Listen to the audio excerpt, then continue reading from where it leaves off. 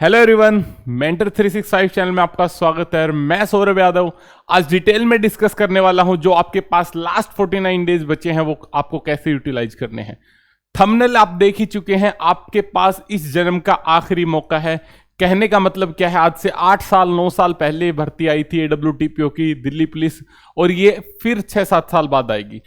मतलब जो बच्चे अभी एग्जाम दे रहे हैं 99% बच्चे ओवर एज हो चुके हैं इस टाइम पे, तो उनके पास अभी आखिरी मौका है, जी जान लगा दो। लास्ट 49 डेज बचे हैं।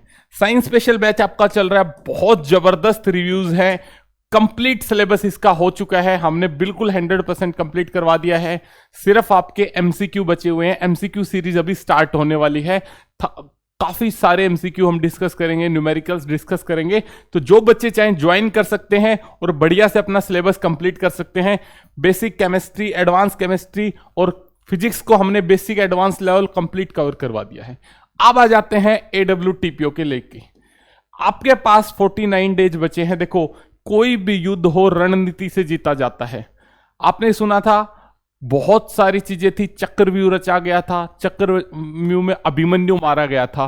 क्यों? उसको चक्रव्यूह में घुसना तो आता था लेकिन उसको निकलना नहीं आता है। कॉम्पिटिटिव एग्जाम्स रूपी चक्रव्यूह में आपने तैयारी करनी स्टार्ट करी, आप घुस तो गए लेकिन अब सिलेक्शन लेके आपको निकलना है। वो सिलेक्शन लेके निकलने का टाइम आ गया है। लास्ट 49 डेज आपके पास है, जी जान लगा दो इसके अंदर। अब ये जी जान सही डायरेक्शन में कैसे लगानी है, कहां ज्यादा टारगेट करना है ताकि आप सिलेक्शन के पास पहुंचो, बहुत बढ़िया बिल्कुल बारीकी से मैं आपको बताने वाला हूं। बिल्कुल प्रैक्टिकल बातें मैं आपको बताने वाला हूं। बिल्कुल प्रैक्टिकल बातें मैं आपको बताने वाला हूं। अगर आपने इनको इंप्लीमेंट कर लिया तो 100% आपका सिलेक्शन कोई नहीं रोक सकता। सबसे पहले देखो, अभी आपके पास 19 दिन है, फिर बात करेंगे लास्ट 30 डेज के बारे में। 19 दिन की बात कर लेते हैं। 19 दिन का मतलब क्या है, अभी आपके 5 सब्जेक्ट आने हैं। रीजनिंग को डेली 2 से 2.5 घंटा अब स्टार्ट कर दो। अब टाइम आ गया है कि रीजनिंग की तरफ बढ़ने का। दूसरा, ये जो मैं वीडियो बना रहा हूं ये 100% AWTPO ओरिएंटेड है। मैं बीच में ये लेके नहीं चल रहा कि किसी बच्चे का ड्राइवर का एग्जाम है, किसी बच्चे का HCM एग्जाम है, उसको ध्यान में रख के नहीं चल रहा। उसको ध्यान में रख के मैंने CPO का जब एग्जाम डेट आई थी वो सेशन कर दिया था, डिटेल में बता दी थी चीजें कि एग्जाम्स को कैसे मैनेज करना है। ये सेशन फुल्ली ओरिएंटेड है कि आप AWTPO की ही तैयारी कर रहे हो मेरे हिसाब से। अब आपको 2.5 घंटे डेली साइंस देना है क्योंकि 25 नंबर की आ रही है। और दूसरी बात, दोनों चीजें दिमाग में रखना, 10th लेवल की साइंस तो करनी है, एडवांस फिजिक्स केमिस्ट्री करनी है जो सिलेबस दिया हुआ है। सिलेबस बिखरा पड़ा है, एक बुक में आपको नहीं मिलेगा। MCQ आपको अलग अलग जगह से उठाने पड़ेंगे, इसीलिए आप बच्चों के मैसेज आ रहे थे, तभी मैंने बैच स्टार्ट करवाया था। अब आ जाते हैं मैथ की तरफ। मैथ आपका 25 नंबर का मैथ आ रहा है। डेली 3 से 3.5 घंटे आपको देने पड़ेंगे। 3 घंटे मिनिमम आपको मैथ को देने ही पड़ेंगे। रीजनिंग को डेली 1 घंटा देना स्टार्ट कर दो। अब वो टाइम आ गया है जब रीजनिंग को भी डेली आधे से 1 घंटा आपको देना पड़ेगा। प्लस कंप्यूटर को आपको लास्ट 30 दिन की तरफ छोड़ देना है। कंप्यूटर को 30 दिन के लिए छोड़ दो और जीके में आ जाओ। अब जीके डेली 2 से 2.5 घंटे। समझे मेरी बात को? एक चीज फिर समझा देता हूं। कुछ चीजें होती हैं जो लास्ट के 30 दिन में पढ़ने की होती हैं, जैसे करंट अफेयर। डेली लास्ट के 30 दिन में आपको डेली 1 घंटा करंट अफेयर करनी ही करनी है। डेली 1 घंटा आपको स्टैटिक जीके करनी ही करनी है। डेली आपको 2 मॉक लगाने ही लगाने हैं। डेली आपको 1 आवर कंप्यूटर करना ही करना है। ये चीजें हैं लास्ट के 30 दिन की। लेकिन अभी 19 दिन आप पहले हैं तो आपको डेली 2.5 घंटे जीके जो आपको पढ़नी है उसमें आपको सब्जेक्ट वाइज फोकस करना है। और सब्जेक्ट वाइज में आप 15 minute current affair, 15 minute static GK दे सकते हैं, आधा घंटा मैक्सिमम। इससे ऊपर आपको नहीं जाना है। 15 मिनट, 1 सेकेंड रुकें प्लीज। 15 मिनट आप स्टैटिक जीके प्लस 15 मिनट आप करंट अफेयर को डेली दे सकते हैं, CA करंट अफेयर। उसके बाद बात आती है GS की। तो GS में डेली आपको 2 घंटे आपको देने हैं। 2.5 घंटे में से आधा घंटा तो आपका ये गया। 2 घंटे जो आपको देने हैं उसमें से आप डेली रिवाइज करना स्टार्ट कर दो। History, polity, bio, physics, chemistry आप अपनी रिवाइज कर दो। फिजिक्स केमिस्ट्री आप यहाँ पे भी कर रहे होगे, साइंस में भी, तो आप अपनी बायो पे ध्यान दो, सॉरी अपनी बायो पे ध्यान दो, हिस्ट्री पे, पॉलिटी पे। अब देखो फिर मैं बता रहा हूं, कंफ्यूजन होगा, आप कमेंट्स आएंगे। बायो जो बात करते हैं वो फिजिक्स केमिस्ट्री साइंस में बायो नहीं आ रही 25 नंबर में, लेकिन जो जीएस आने वाली है, जो जी के 20 नंबर की आने वाली है, इसमें 1-2 क्वेश्चन बायो के आपके आ सकते हैं, तो इसको अलग रखें साइंस से। साइंस में 25 नंबर, मैंने पिछली वीडियो बनाई थी, काफी कमेंट आए थे सर आपको ये नहीं पता कि बायो नहीं आ रही। भाई साइंस वाले पोर्शन में बायो नहीं आ रही, नो डाउट 25 नंबर की जो साइंस आएगी उसमें फिजिक्स केमिस्ट्री आएगी, लेकिन जो जनरल अवेयरनेस वाला जो टॉपिक है उसमें आ सकती है। तो हिस्ट्री, पॉलिटी, बायो और ज्योग्राफी को आपको टाइम देना है 101%। ये आपका हो गया 2 घंटे के लिए जीएस का। आगे आ जाऊं, मैथ को डेली आपको, मैथ्स आपको डेली टाइम देना है, डेली एट एनी कॉस्ट 3 घंटे आपको मैथ्स को देने ही देने हैं। उसके बाद आ जाते हैं मॉक टेस्ट। तो मॉक टेस्ट अभी 19 दिन आपके पास बचे हैं, डेली एक मॉक टेस्ट आपको लगाना है, प्लस 1 घंटा उसको पढ़ना है, उसको रट दो, उसके रीजनिंग मैथ को बिल्कुल जबरदस्त तरीके से कर दो, कोई क्वेश्चन नहीं बचना चाहिए। 1 घंटे का मतलब 1 घंटा, उस 1 घंटे में रीजनिंग मैथ के आपके सारे क्वेश्चन होते तो अच्छी बात है, सारे नहीं होते तो जितने होते हैं आप करें, ठीक है। 1 घंटा, जो क्वेश्चन सोल्व नहीं हुआ जिसमें ज्यादा टाइम लगा तो उसके ऊपर 1 घंटा आपको क्या करना है, सॉल्यूशंस करने हैं। और इसके ऊपर मैंने डिटेल वीडियो बनाई है, 3 वीडियो मैंने बना रखी है। जिस भाई को वीडियो ना मिले आप हमें व्हाट्सएप पर मैसेज करें, हमने एक 16 वीडियो की प्लेलिस्ट बना ली है आपके लिए व्हाट्सएप के ऊपर, और वो 16 वीडियो आपको लिंक्स मिल जाएंगे, आप बढ़िया से देख सकते हैं, जो भी बेस्ट कंटेंट है वो। उसके बाद एक मॉक टेस्ट आपका हो गया है, ये समझ पा रहे हैं। देन देखो वापिस आ जाते हैं, अब बचा हमारा रीजनिंग। तो रीजनिंग को आप इग्नोर करके चलते हैं, बट अब रीजनिंग को इग्नोर करने का टाइम नहीं है। अब आपको 19 दिन लगातार 1 घंटे रीजनिंग आपको जरूर पढ़नी है।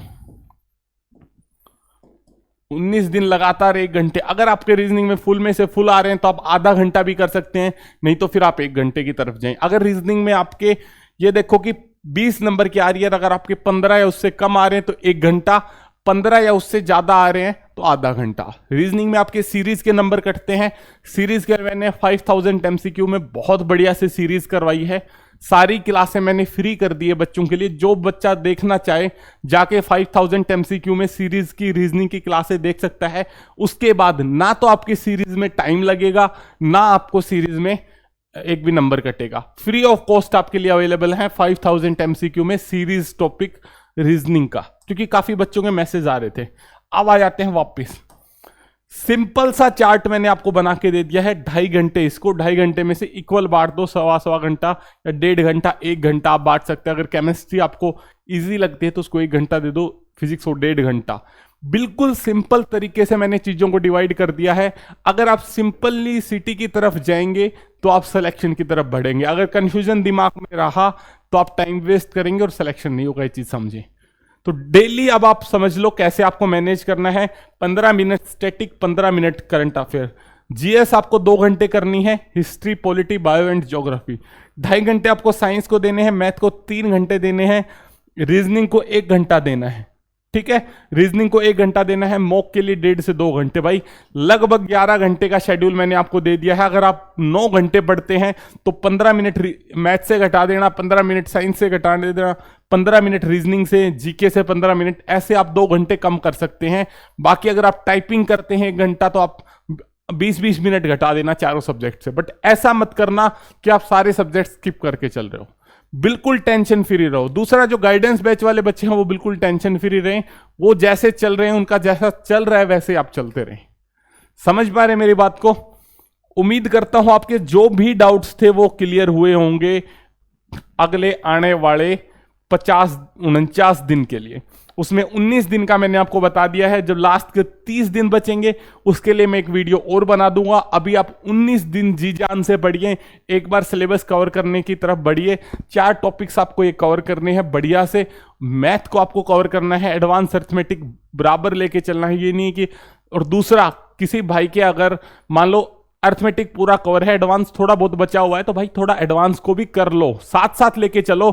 कि 1.5 घंटा मैथ में आपने क्या कर लिया, 1.5 घंटा आपने मैथ में अर्थमेटिक मैथ कर लिया, अर्थमेटिक मैथ कर लिया, 1.5 घंटा एडवांस मैथ कर लिया, ठीक है। तो इससे क्या होगा, जो आपका बचा हुआ पोर्शन है ना वो कवर हो जाएगा, क्योंकि बिल्कुल छोड़ के जाओगे तो एग्जाम में दिक्कत आने वाली है। नेगेटिव मार्किंग है नहीं, शायद नेगेटिव मार्किंग बिल्कुल नहीं है, तो बढ़िया से अपना एग्जाम आपको अटेम्प्ट करना है, 80+ का टारगेट रखना है। अब बच्चे जो वीडियो देख रहे हैं उनको बता देता हूं 80+ आएंगे कहां से। जीके में ये ले लेते हैं कलर आपका। जीके में 20 में से 12 नंबर का टारगेट आप लेके चलो कि 20 में से आपके 12 आ जाएं। साइंस में 25 में से 20 का टारगेट आपको लेके चलना पड़ेगा। मैथ और रीजनिंग में दोनों में मिला के 40 का टारगेट आप रखो 45 में से।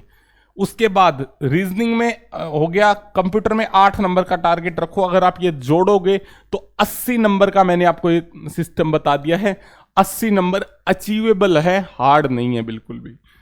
20 नंबर साइंस में 25 में से आ सकते हैं, मैथ रीजनिंग में आसानी से 40 आ सकते हैं, कंप्यूटर में 8 आ सकते हैं। कंप्यूटर के बेहतरीन नोट्स भी आने वाले हैं विद इन ए वीक, एक महीने के। अभी आपके पास लगभग 49 डेज हैं, लास्ट के 30 दिन में आपको कंप्यूटर पढ़ना है। जबरदस्त नोट्स आपके लिए बनाए जा रहे हैं और उम्मीद करता हूं विद इन ए वीक आपके लॉन्च कर दिए जाएंगे। तो जुड़े रहे मेंटर 365 के साथ।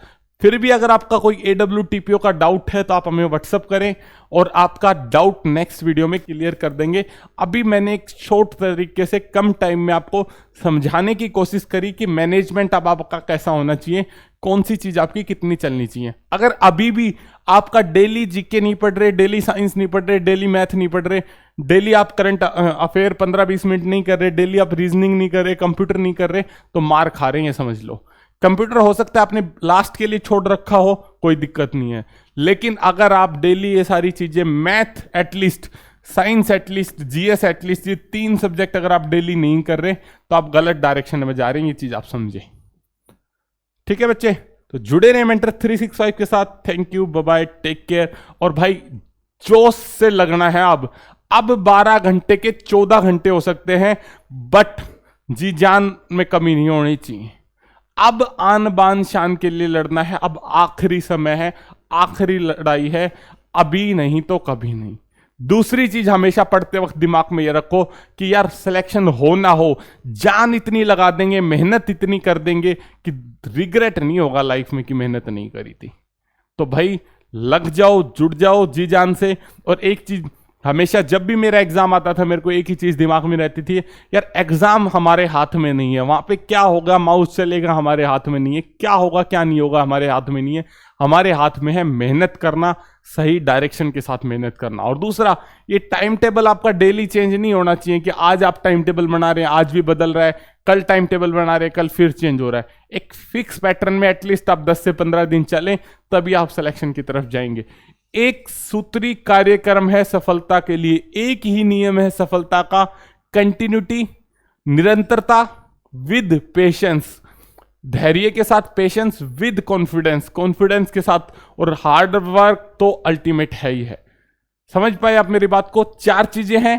पहली चीज कंटिन्यूटी, दूसरी पेशेंस, तीसरी हार्ड वर्क, और चौथी आप ये समझ लो कि जो भी आप वीकनेस की तरफ आप ध्यान देते हैं बार बार कि सिलेक्शन नहीं हो रहा, ये नहीं हो रहा, वो नहीं हो रहा, उन चीजें, नेगेटिव चीजों से आप हटो, अपने माइंड को हटाओ भाई। ठीक है, जुड़े रहे मेंटर 365 के साथ। Thank you, bye bye, take care, bye.